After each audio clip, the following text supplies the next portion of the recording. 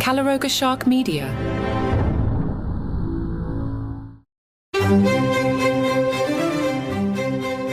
Hello and welcome to Palace Intrigue. I am your host, Mark Francis.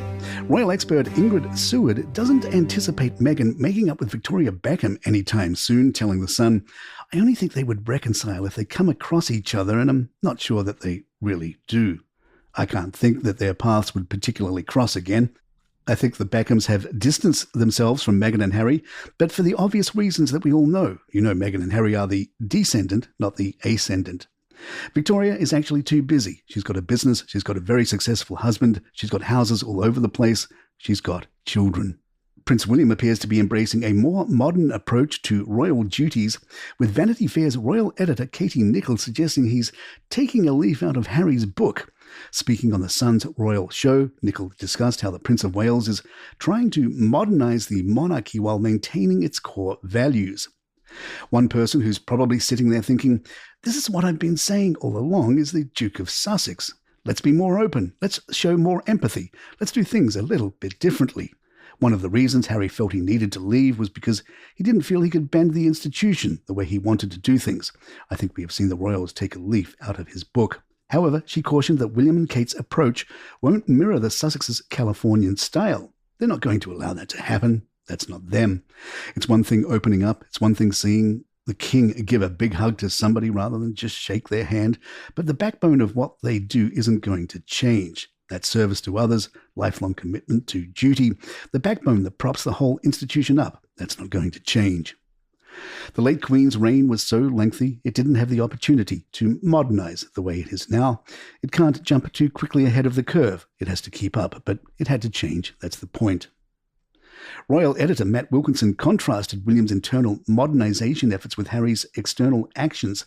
It's just interesting to see William modernising with the firm, while Harry has thrown his toys out the pram and is trying to modernise his role outside the royal family.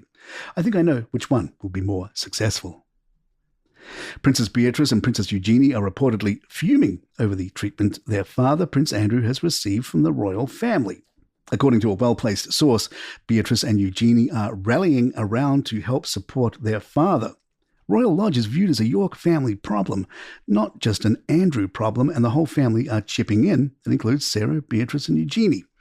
The York family have held several meetings and drawn up a battle plan. They will not allow their family to fall or come up against any more negative press. It's very much a charge led by Beatrice. She's extremely loyal and has taken the reins. Meanwhile, Princess Eugenie faces a unique challenge as she maintains a close bond with Harry and Meghan. The source said, "Beatrice and Eugenie always feel like they're walking a fine line. It's a difficult balancing act to manage because they want to support the royal family despite not being working royals. The girls also want to forge their own lives and relationships with friends and family without feeling like they're under some sort of control. There is a feeling that the royal family likes to use them, Beatrice and Eugenie, to portray a sense of unity to the public, but it's a different story behind the scenes. It's a constant push and pull scenario for them, which is becoming more and more difficult as time goes on." More Palace in just a moment. Highgrove House, the King's Gloucestershire estate, is fully dressed for Christmas with a poignant tribute to Queen Camilla's beloved dog, Beth. The Jack Russell had to be put down last weekend, leaving Camilla heartbroken. Now, a charming embroidered ornament of Beth wearing a red bandana adorned with a crown decorates the estate's Christmas tree. The decorations, introduced in September as part of Highgrove's Christmas range, were placed on the tree earlier this month before Beth's illness became known. Each handmade decoration costs £12.95 and is embellished with intricate gold threadwork and sequins. The estate's festive preparations extend through Highgrove, blending traditional royal Christmas decor with eco-friendly touches.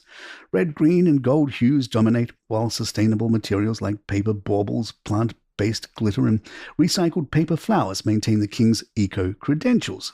Low-voltage LED lights illuminate the estate, and two giant nutcracker soldiers stand proudly at the entrance in Royal Guardsman-inspired uniforms. Princess Anne, referred to in an article as possible secret sex bomb back in her heyday, tops the list of hardest-working royals. Anne was up to an impressive 217 engagements in 2024. The Princess Royal has maintained her streak at the top for 4 consecutive years. King Charles came in second with 186 engagements, despite undergoing cancer treatment this year. October was his busiest month, with 26, though December is said to be much quieter.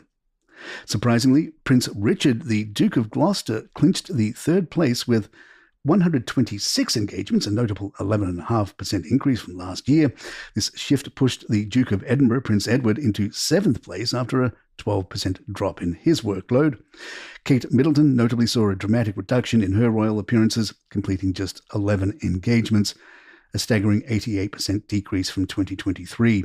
Her absence was due to preventative chemotherapy following a cancer diagnosis earlier this year. Prince William also scaled back with 71 engagements, marking a 35% decrease. The top 10 hardest working royals for 2024 are: number 1, Princess Anne, 217 engagements. 2, King Charles, 186 engagements.